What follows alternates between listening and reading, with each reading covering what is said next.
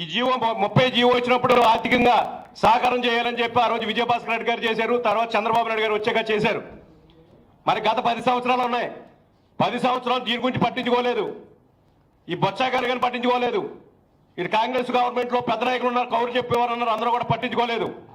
ఈ పరిస్థితిలో మేమే గౌరవ ముఖ్యమంత్రి గారు చంద్రబాబు నాయుడు గారిని పాదయాత్రలో కలిసి మేమే ఆయనతోటి రిక్వెస్ట్ చేసి మీరందరూ మాకు ఖచ్చితంగా మాకు కాపులకు ఉపకారం పడండి, మేము మీతో ఉంటామని చెప్పి చెప్పడం జరిగింది. ఆయన కూడా స్పందించి పిలమని చెప్పి అందరి నాయకులందరూ పిలిచిన తర్వాత మరి బీసీ కార్పొరేషన్ ఏర్పాటు చేస్తాను, 5,000 ఇస్తానని 5 సంవత్సరాలు సంవత్సరానికి వేసి 5 సంవత్సరాలు 5,000 ఇస్తానని చెప్పడం జరిగింది. కమిషన్ వేస్తారని చెప్పడం జరిగింది. మేమందరం కూడా ఒప్పుకున్నాం. ఆయన చెప్పింది ఇప్పుడు ఈయన చెప్పింది ఇమీడియట్గా జీవో ఇవ్వమంటాడు. జీవో ఇవ్వడానికి అభ్యంతరం లేదు, కానీ అది నిలబడదు. అది తప్పుదో పట్టిస్తున్నారు. వేళ జీవో ఇవ్వాలి. జీవో ఇచ్చిన తర్వాత ఒక కమిషన్ ఏర్పాటు చేసి కమిషన్ ద్వారా చేయాలి తప్పించి జీవో నిలబడదని చెప్పి మేము కూడా చెప్పడం జరిగింది.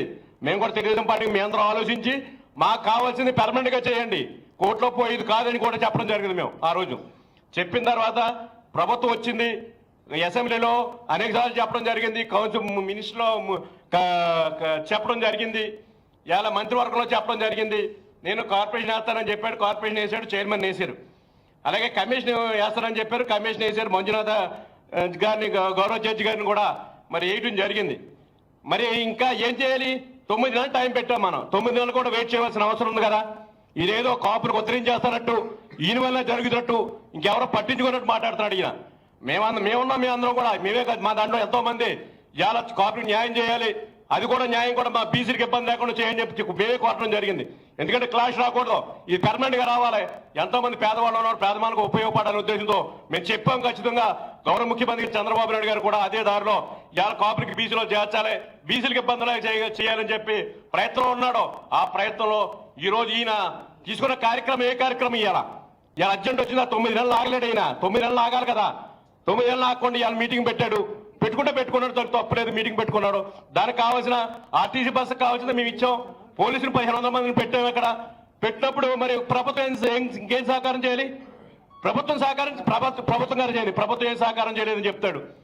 ఇలా హింసను రెచ్చగొట్టాడు. ఆ రోజు స్టేజ్ మీద హింసను రెచ్చగొట్టి అందరూ వెళ్ళారు. ఇలా గోండాలు ఎంతో మంది బయట నుంచి వచ్చారు. వైఎస్ఆర్ పార్టీ వాళ్ళందరూ గోండాలు వచ్చారు. ఎప్పుడు కూడా ఈస్ట్ గోదావరి ఇలాంటి సంఘటన ఎప్పుడు జరగలేదు. ఇంత గోండా ఏదో జరగలేదు. రైన్ తగలబెట్టారు, పోలీస్ స్టేషన్ తగలబెట్టారు, పోలీసులు కొట్టారు. మరి అన్ని చూస్తా ఊరుకోవాలా? అయినా సరే ప్రభుత్వం మరి కాపులు ఉన్నారు అక్కడ అందరూ కూడా అని చెప్పి చాలా ఓదార్తో స్లోగా మా జాతి ఆర్గనైజ్ చేయడం చెప్పి ఎప్పటికప్పుడు చంద్రబాబు నాయుడు గారు సమీక్షించూ ఇవాళ కార్యక్రమం చేశాడు. చేసిన వాళ్ళని ఇవాళ పరిస్థితి ఇలాగ ఉంది. మరలా ఇవాళ మళ్ళీ ప్రెస్ మీట్ పెట్టారు.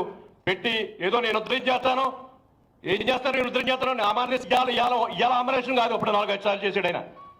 10 సార్లు ఆమానం చేయడం, అందరినీ బెదిరించడం, ఇదే కార్యక్రమం జరుగుతుంది. అది కరెక్ట్ కాదు. కాపులకి బీసీలో చేర్చడానికి ప్రభుత్వం సిద్ధంగా ఉంది. కాపు నాయకులను నమ్మండి. మాది బాధ్యత, ముఖ్యమంత్రి గారు బాధ్యత తీసుకుంటున్నారు. నిన్న కూడా చెప్పారు ఖచ్చితంగా తెలుగుదేశం పార్టీ ఇవాళ బీసీలకి ఇబ్బంది లేకుండా మరి బీసీలో చేయడానికి సిద్ధంగా ఉందని చెప్పి తెలియజేస్తున్నాను. మరి ఈయన కూడా చాలాసార్లు బోర్డు పెట్టాడు కాపుల్ని. ఈ మంత్రివర్గంలో ఉన్నప్పుడు కూడా కాపులు నా దగ్గర రావద్దు అని బోర్డులు పెట్టిన సంఘటనలు ఉన్నాయి. మరి ఇవాళ పెద్ద కాపుల గురించి ఏదో ఉద్ధరించాలని చెప్తున్నాడు. కాపుల గురించి ఎంతో మంది కష్టపడ్డారు. ఇవాళ ఎంతో మంది చేశారు, కానీ ఇప్పుడు వరకు కూడా ఎవరు ఉపకారం చేయలేదు. ఏ పార్టీ కూడా ఉపకారం చేయలేదు. ఇవాళ చంద్రబాబు నాయుడు గారు ముందు వచ్చారు, కమిషన్ వేశారు, కార్పొరేషన్ వేశారు, 100 కోట్లు రిలీజ్ చేశారు. అవసరం ఇంకా రిలీజ్ చేస్తానని చెప్పాడు. చేసేవాడు ఎవడు ఉన్నాడు? చంద్రబాబు తప్ప ఇంకెవరు లేదు. ఇదేదో ముసుగులో వైఎస్ఆర్ ముసుగులో చేస్తున్నాడు. లేకపోతే మరి ఈయన కరుణాకర్ రెడ్డి గారు తిరుపతి నుంచి 10 రోజుల ముందు వెళ్ళాడు. ఆయన ఆర్థిక సాయం చేశాడు. దీని అన్నింటినీ కూడా వెనకాల బ్యాక్గ్రౌండ్ ఆయన చేశాడు.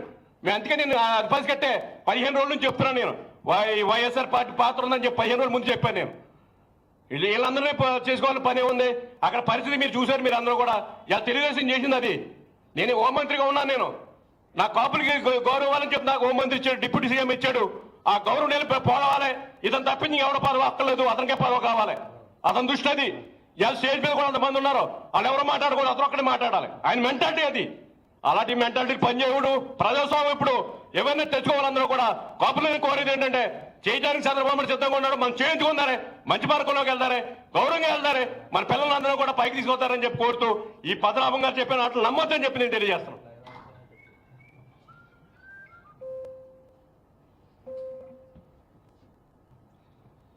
అందరికీ నమస్కారాలండి.